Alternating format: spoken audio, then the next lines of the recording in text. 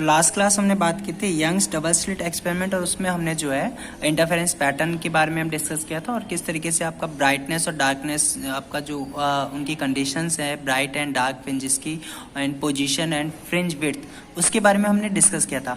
अब हम जो बात करेंगे उसी सेम आपका जो है स्लिट में डबल स्लिट एक्सपेरिमेंट में ही अगर हम देखें, अगर जो आपकी जो स्लिट्स हैं यानी दोनों स्लिट से जो रेज निकल के आ रही हैं, अगर हम उनकी किसी भी रे के पाथ में एक ग्लास प्लेट को अगर हम इंट्रोड्यूस करते हैं, अगर हम उसको प्लेस करते हैं तो जो आपका इंटरफेरेंस पैटर्न है उस पर क्या इफेक्ट पड़ेगा, जो फ्रिंजेस हैं उन पे क्या इफेक्ट पड़ेगा। ठीक है, अब हम उसकी बात करेंगे। तो जो टॉपिक है वो क्या है, displacement of fringes on introducing a thin transparent plate in the path of interference beam. तो S1 और S2 दोनों से आपकी जो वेव्स निकल रही हैं, किसी एक के पाथ में अगर हम एक ग्लास प्लेट रख दें, जैसे हमने यहाँ पर देखें एक ग्लास प्लेट है जिसकी थिकनेस कितनी है, T है, तो जो है इंटरफेरेंस जो पैटर्न है फ्रिंजेस है उन पे क्या इफेक्ट पड़ेगा और उनकी विड्थ पे क्या इफेक्ट पड़ेगा, हमें वो बात करनी है। आज हम उसी को डिस्कस करेंगे। तो अगेन आपके पास दो स्लिट्स हैं S1 एंड S2, दोनों के बीच का डिस्टेंस क्या है, स्मॉल d, और दोनों स्लिट्स से जो स्क्रीन का डिस्टेंस है वो कैपिटल D है।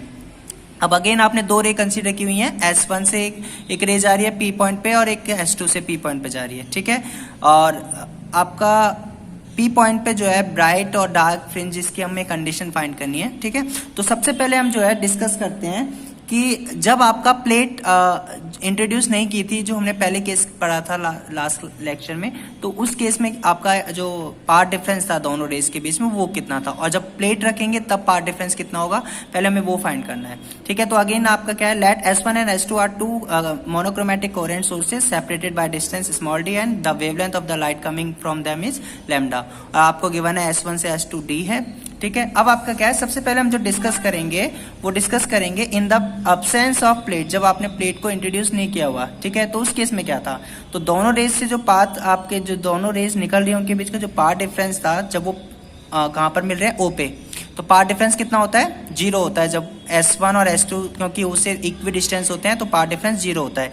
लेकिन अगर मैं बात करूं एट पॉइंट P, तो उन दोनों के बीच में पाथ डिफरेंस था, और जो कि हमने लास्ट उसमें डेरिवेशन में किया भी था, कितना आया था, XD upon small capital D। ठीक है, तो ये पाथ डिफरेंस था एट P जब आपने उनके मीडियम में आपका जो है प्लेट इंट्रोड्यूस नहीं की हुई है। ठीक है, लेकिन अब अगर प्लेट को आप प्लेस करेंगे तब क्या होगा, तो अगर हमने एक प्लेट ली है ग्लास प्लेट, अगेन उसका रिफ्रैक्टिव इंडेक्स हमने कंसीडर किया है, कितना है, म्यू है, और उसकी थिकनेस जो ली है आपने T ली हुई है। ठीक है, अब जो लाइट रेज आ रही है S1 से, अब वो जो है पहले थी जब प्लेट नहीं थी तो वो पूरा जो पाथ ट्रैवल कर रही थी वो एयर में कर रही थी, लेकिन अब क्योंकि बीच में एक मीडियम क्रिएट किया है ग्लास, तो अब वो दो मीडियम में ट्रैवल कर रही है, एयर में और ग्लास में। तो उस केस में अब दोनों में उसकी स्पीड अलग अलग होगी, एयर में स्पीड कितनी होगी C और मीडियम में कितनी होगी V। तो आपको पता है इन मीडियम जो है ग्लास मीडियम में जो स्पीड होगी लाइट की वो कितनी होगी, V equal to C upon mu, where mu is refractive index of glass.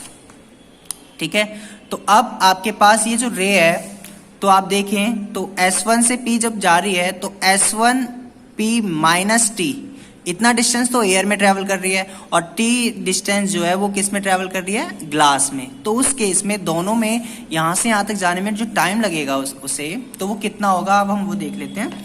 So time taken by light to reach P from S1, तो जो ये आपका S1 P माइनस T इतना पाथ तो वो एयर में ट्रैवल कर रही है, तो टाइम क्या होता है आपका, डिस्टेंस अपॉन वेलोसिटी।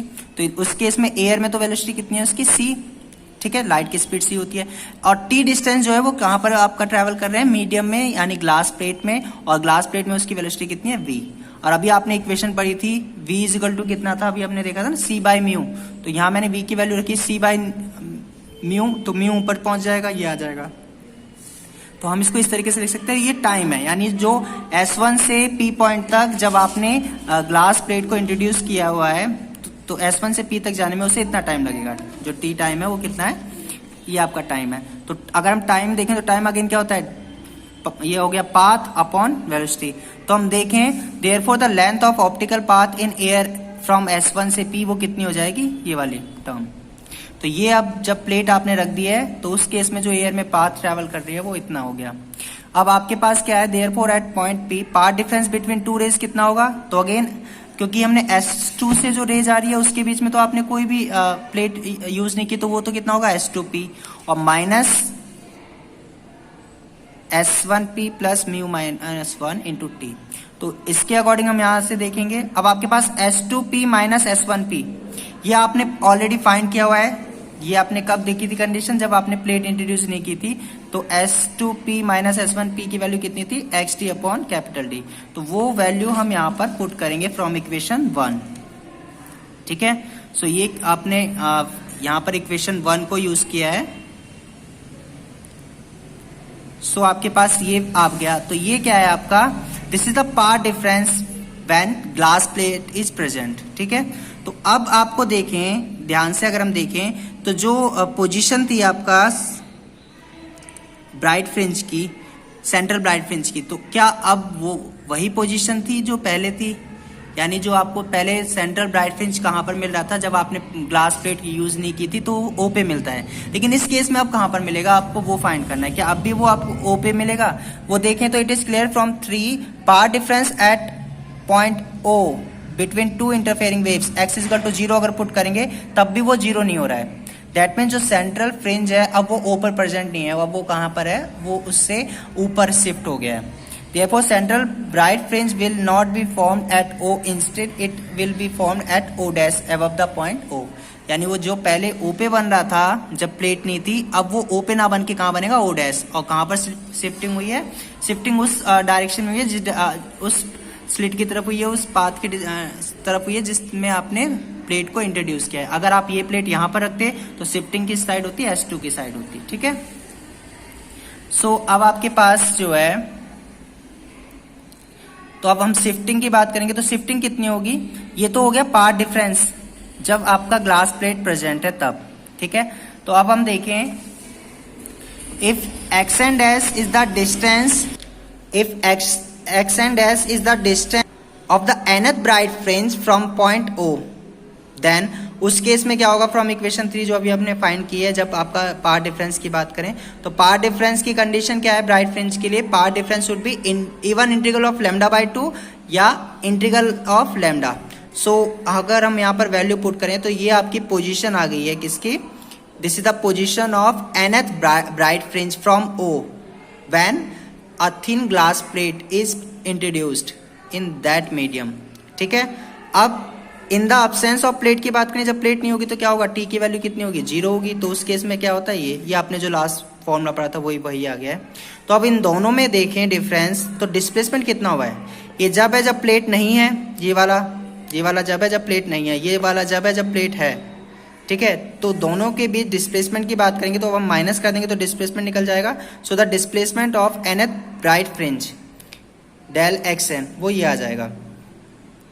ठीक है, ये वो जब आपका प्लेट है और ये जब प्लेट नहीं है, तो उन दोनों का डिफरेंस करेंगे तो ये आपका डिस्प्लेसमेंट आ गया। यानी जो फ्रिंज है वो जो है डिस्प्लेसमेंट हो जाता है, उनमें शिफ्टिंग हो जाती है। और कितना होगा, इतनी value D capital D upon small d into mu minus 1 into T. It is clear from equation 6 displacement of the bright fringe does not depends on an. इसमें कहीं भी एन आ रहा है इस वाली वैल्यू में नहीं, तो जो शिफ्टिंग होती है वो सब में इक्वली होती है। यानी जो फर्स्ट सेंट्रल वाला जितना शिफ्ट करेगा उतना ही फर्स्ट वाला ब्राइट वाला करेगा, उतना ही सेकंड ब्राइट फ्रिंज करेगा, उतना ही थर्ड वाला ब्राइट फ्रिंज करेगा, और उतना ही nth ब्राइट फ्रिंज करेगा। सेम हम जो है डार्क फ्रिंज के लिए भी एक्सप्लेन कर सकते हैं, यानी ब्राइट और डार्क दोनों में शिफ्टिंग होती है और इक्वली होती है। ठीक है, this is it is clear from so अगर हम नोट देखें तो क्या है, therefore by placing a transparent plate the whole fringe pattern including central bright shift by the distance capital D upon small d mu minus 1 into t towards the sides where the plate is placed। यानी जिस side plate आपने रखी है उसी side shifting होगी। and since displacement of all fringes are same the distance between two successive fringe does not change। अब क्योंकि पूरा पैटर्न ही शिफ्ट हो रहा है तो यानी ब्राइट टू ब्राइट और डार्क टू डार्क का डिस्टेंस चेंज नहीं होगा। दैट मीन्स फ्रिंज विड्थ जो है वो क्या रहेगी, रिमेन्स अनचेंज। यानी जब प्लेट नहीं थी उस टाइम जो फ्रिंज विड्थ थी वही आपकी प्लेट होने के बाद भी फ्रिंज विड्थ सेम रहेगी, यानी उस पर कोई इफेक्ट नहीं पड़ेगा। सो फ्रिंज विड्थ की वैल्यू जो है वो कितनी हो जाएगी आपको पता ही है, हमने फाइंड किया हुआ है डी लैम्डा अपॉन डी। ठीक है, आप चाहे तो इसको निकाल भी सकते हैं कंडीशन यूज करके। ठीक है, सेम वैल्यू आएगी। अब हम जो आपका डिस्प्लेसमेंट था उसको अगर हम फ्रिंज विड्थ के टर्म्स में लिखना चाहें तो यहाँ पर हमने d/d की वैल्यू पुट कर दी है, तो ये आपका फ्रिंज विड्थ के टर्म्स में आ गया है। सो अब मैं आपको आपके फ्रिंजेस हैं, इंटरफेरेंस पैटर्न है ये जब है जब आपका प्लेट यूज नहीं थी। अब ये जब है जब आपने प्लेट इंट्रोड्यूस की है, तो क्या ये सेंट्रल ब्राइट फ्रिंज है जब आपका प्लेट नहीं है, और ये सेंट्रल ब्राइट फ्रिंज कब है जब आपका प्लेट है। तो शिफ्टिंग कितनी हो रही है, ये यानी कि पूरा का पूरा पैटर्न ऐसे शिफ्ट हो गया, और शिफ्टिंग जब हुई है तो सब में इक्वली हुई है, दैट मीन्स उनकी फ्रिंज विड्थ पे कोई इफेक्ट नहीं पड़ेगा। यानी जैसे ही पेन पहले ऐसे था, अब मैंने इसको उठा के ऐसे कर दिया तो शिफ्टिंग इक्वली हुई है। लेकिन अगर इस पेन में ऐसा होता कि इसका कैप अलग हो जाता, ये अलग हो जाता, तो शिफ्टिंग क्या होती, नॉन यूनिफॉर्मली होती। लेकिन इसमें ऐसा नहीं है, इसमें पूरा का पूरा पैटर्न शिफ्ट हुआ है। सो आपका जो ब्राइट टू डार्क और डार्क टू ब्राइट, ये जो शिफ्टिंग है वो सब में सेम है। सो फ्रिंज विड्थ पे कोई इफेक्ट नहीं पड़ेगा, चाहे वो आपका विदाउट प्लेट हो या विद प्लेट हो, ठीक है, सेम फ्रिंज विड्थ होगी। सो आप देखेंगे कि क्या होगा, जब प्लेट नहीं थी तो ब्राइट, सेंट्रल ब्राइट यहाँ था, लेकिन जैसे ही आपने प्लेट इंट्रोड्यूस की वो डिस्प्लेसमेंट होके यहाँ पहुँच गया। तो ये आपकी शिफ्टिंग है, जो कि कितनी आई है आपने अभी फाइंड किया हुआ है, डेल एक्स है, ठीक है, और सब में इक्वली हुई है। दैट मीन्स आपका जो थिकनेस है, फ्रिंज की थिकनेस, जो विड्थ है फ्रिंज विड्थ, उस पर कोई इफेक्ट नहीं पड़ेगा, ठीक है। जो आपकी फ्रिंज विड्थ विदाउट प्लेट थी वही आपका प्लेट होने के बाद होगी, ठीक है, कोई दिक्कत तो नहीं है। तो ये आपका डिस्प्लेसमेंट ऑफ फ्रिंजेस की बात की हमने, ठीक है।